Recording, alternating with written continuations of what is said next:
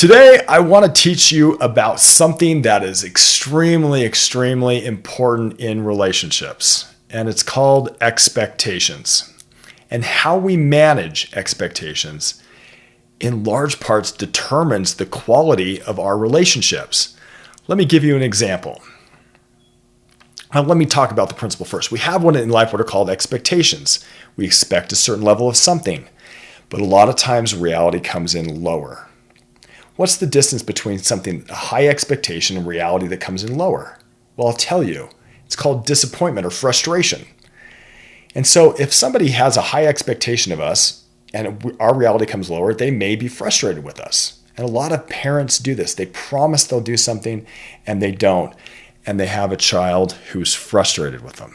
Now, if we want to have people, if we want to influence people, if we want to be a force for good in the world, what we're trying to do is try to eliminate that frustration, at least on that level, by keeping the lines together. In other words, what people expect and what their actual reality are, we want to keep them the same way. The way we do this is by keeping commitments and telling the truth.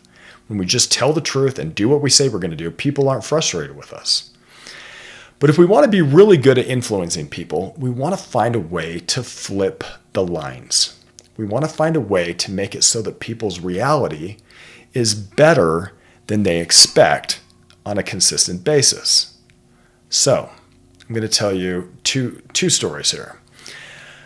I have a friend named Mike who's a mechanic. He has 75-star reviews. He's extremely influential because people come from all over the place. Sometimes they even drive 400 miles to get to this guy. And one of the things that he does really, really well is he manages expectations. So he'll tell people he'll have a car done by 5 p.m., but then he'll call you up at noon and say, hey, it's already done. So you see, your reality was better than you expected. You expected it would be done by 5, but now it's done earlier. He would tell you it might cost, say, $500, but then when you showed up, maybe it was only $420. He'd say, I got a coupon on it. And so you expected to pay $500, but when you show up, it's only $420. Let me give you another example. Sometimes my wife is frustrated with me. Sometimes she expects things that I don't live up to and she's frustrated, but sometimes I give it right. And let me tell you what I mean. One time, several years ago, my wife was talking about how she wanted to see her parents, how she was really, really missing her mom and dad. And she said it so many times, and she probably said it a dozen times or so before I finally caught on and said, you know what, maybe there's an opportunity for me to make a difference with this. And so what I did is I called up her parents and I said, you know what, I'd like to surprise Katie with a surprise trip to see you. And we found out a time that would work. And then I went and secretly bought some plane tickets for her to see her parents who lived a couple of states away from us.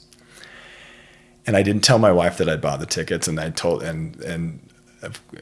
my in-laws, Katie's parents, to keep it secret. Well, as the time grew closer, I needed to get ready, and I had my daughter help me pack a bag to make sure I had all the right stuff in it. My teenage daughter helped me pack this bag, and then I needed to get an excuse to get her close to the airport. Now, it was during the holiday time, and near where I live, there's a place in the downtown area where there's a lot of lights, where people sometimes go in December to see the lights and celebrate. And so I said, why don't we go down and see the lights? Now, the problem is we'd already went and seen the lights. We went and saw the lights a couple times before, and she wasn't really in the mood.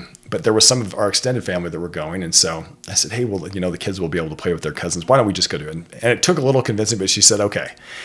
And as we were driving down to see the lights, now remember the lights downtown were kind of close to the airport.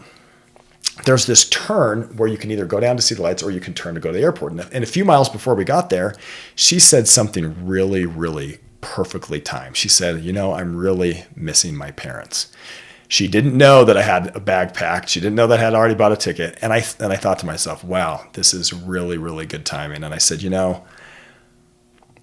I think you should go see your parents. And by the way she reacted, I could tell she didn't think much of my comment. But we were following some of our extended family down to see. So we were in kind of this car chain following down to see some of the lights. And they went this way towards the lights, and we went towards the airport. And as soon as we did this, she looked over at me and she goes, you missed the turn. And I said something like, well, you said you wanted to go see your parents. Let's go see your parents. Let's send you on our way. And she thought I was just being goofy. But we drove into the airport. When I say drove in, we drove up to the terminal, and I got the bag out, and I gave her then I handed her a plane ticket, like an actual boarding pass. She took one look at that boarding pass and she said, "Is this real? Is this real?" She probably said it a dozen times. I said, "It's real." Now I had my other younger kids in the car, and by the way, I hadn't told them anything because I know they can't keep a secret.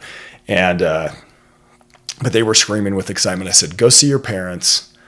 I'm going to take the kids for a few days." Now, I got to tell you, that was probably one of the best things I ever did for my marriage.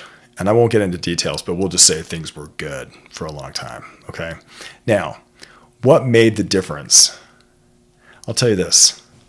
Her reality was better than she expected. She thought she was going to go see the lights, and she went and got a surprise.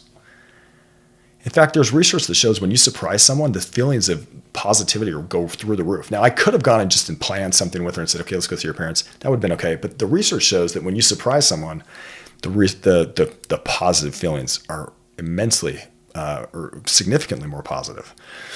And so here's my question for you as a dad. Where are you on this level? I want you to ask yourself, where am I? Self-reflect. Am I making promises and then breaking them? Am I say, "Hey, let's go camping," but then I get busy? I've done that, and I know my kids have been frustrated. Or maybe you could try a different approach. You could say, "I'm going to surprise my kids and just show up and say, 'Hey guys, we're going camping.'" In that situation, the reality would be better than I expected, right? Maybe there would be a way to manage those expectations. Are we promising and not delivering? And so one of the most important things, again, if we want to get it so people aren't frustrated, we need to keep our word, tell the truth, do what we say we're going to do, and especially to our kids. They are our most important client. They're more important than our boss. They're more important even than anybody in the outside world other than our spouse and God, right? So we need to keep our word to our children so that they trust us. But then we can find ways to exceed their expectations. Hey, we're going to go do something fun. Hey, we're going to go camping. Hey, we're going to do something. And if we do that and we do it consistently, our ability to influence our kids will go up because they'll have so many positive associations. What we really don't want to do is have, whenever my dad says he's going to do something, he just doesn't do it. Because that creates, in long term, it creates a lot of frustration, disappointment. And that's what we don't want to have. Because we're going to leave a legacy. You're going to leave a legacy of being an awesome dad. So do the work. Become an expectation expert. I want you to write down on the worksheet today ways that you're going to exceed people's expectations this week. Write them down and then do the work. Thanks for listening.